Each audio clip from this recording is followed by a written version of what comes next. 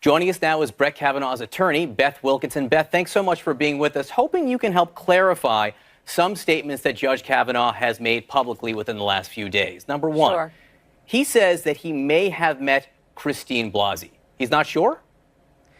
I don't think they ran in the same social circle, so they may have met on occasion, but he's very sure that the allegations that she made did not occur. And as you know, everyone else who she named that was at that party either doesn't remember the party or doesn't even know and never met Judge Kavanaugh. He says, or you say, they may have met on occasion. Did they or did not they meet?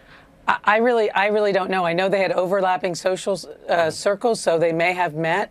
But the real issue here, as we keep saying, is the allegations about this very specific incident at a party that no one else was there that she named, acknowledges occurred or remembers anything like that. Understood. So they may have met. She also, he said, Judge Kavanaugh said on Fox News, he doesn't remember attending any parties with Christine Blasey. Is it possible he attended parties with Christine Blasey and does not remember?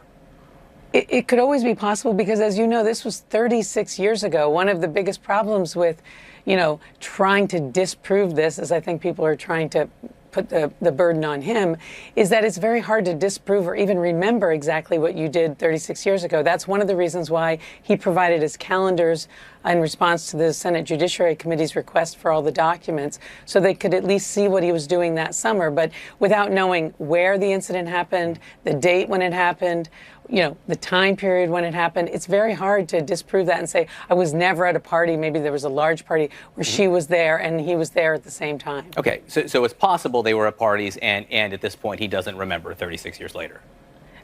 That's always possible. I think that is the reality, again, of talking about something that happened such a long time ago. So Liz Swisher in the Washington Post, who says she was a college friend of Judge Kavanaugh, says he was a sloppy drunk, slurring his words, stumbling. Does he dispute that?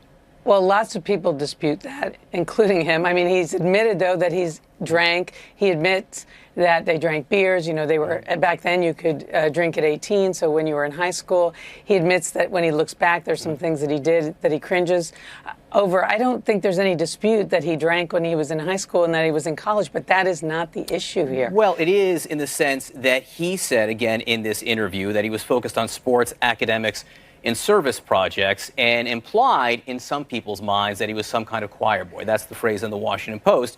And there are people coming forward who say they don't believe that's the case. You say he did things that made him cringe or cause regret. What did he do? Well, I think, again, you're misstating exactly what was said. You're taking parts of what he said. He said that he did play sports. He did say that he worked that summer. He was a good student, and he did go to parties, and he did drink beer. He didn't deny any of that. Did he drink in excess? Did he drink to the point of being drunk? He said on occasion he drank more beers than he should. And he says he did things that cause him regret and to cringe now. What would that include? In that context, I think he was talking about the yearbook page, which people have paid so much attention to. And I think there's lots of things when folks are 17 years old and 18 years old that they put on the yearbook page that when we all look back, we wish we hadn't said. And so I think that's just acknowledging that he's a real person. And I think anybody, if this is going to be the standard of how we judge someone going into public service, I don't know why anyone in their right mind would want to go through something like this, no matter what side of the aisle you're on. I mean, if we're going to start saying what you put in your yearbook page is what decides whether you have good character or bad character, I hope my children know that if they make some mistakes along the way, that they can live a good life and still contribute to public service. In some cases, though, it's a standard that he has set for himself. Because, again, in this Fox News interview, he said he has always treated women with dignity. You brought up the yearbook page. Renata Schroeder. And he claimed to be some part of Renata alumnus group. And there are those, she's a woman, who apparently knew a number of boys who went to Georgetown Prep. A number of them included her name, apparently in relation to some kind of alleged conquests that they all had with her. She has come out and said that it's horrible and hurtful. I pray that Judge Kavanaugh's daughters never are treated this way. Is that treating people with dignity? Again, Judge Kavanaugh says he's always treated people with dignity. Again, you're leaving out most of the facts. She says that they never had any interaction. He remembers going on one date with her and said that he gave her a kiss goodnight. She says she doesn't even recall that happening. No one says, including her, that there was any sexual conduct between her or any of these other boys. And I think, again, to suggest that statement in the yearbook, as he said, he has a lot of respect for her and he regrets if any way that statement hurt her feelings, but there's nobody, including her, that says there was any inappropriate conduct or any disrespect. This gets to his assertions over the last few days, where he says he has always treated women with dignity. I don't think that Renata Dolphin, as her name is now, thinks that's being treated with dignity when she says she calls the statements horrible and hurtful. Again, this just gets to the picture that Judge Kavanaugh is painting for himself now. So, well, I think you're trying to malign his character. I'm just trying that to gauge, occurred when he was. Is that treating people? He says always treating people with dignity. Is that yearbook page treating Renata Schroeder with dignity?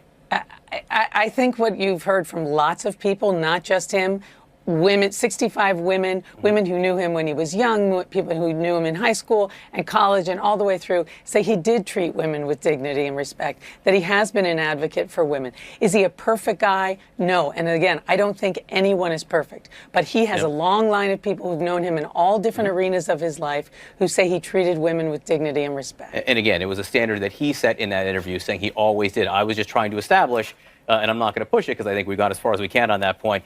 I'm trying to establish whether or not that was treating women with dignity. To the drinking, again, and this is something that was discussed in the Fox News interview, and to an extent, he has said he had a few beers, he did things that made him cringe and cause regret. In that interview, he says he has never blacked out. My question to you is it his claim that he remembers everything from after every night of heavy drinking? I don't think that's what he said, and I don't think he said there was every night of heavy drinking. I think he said he did not black out.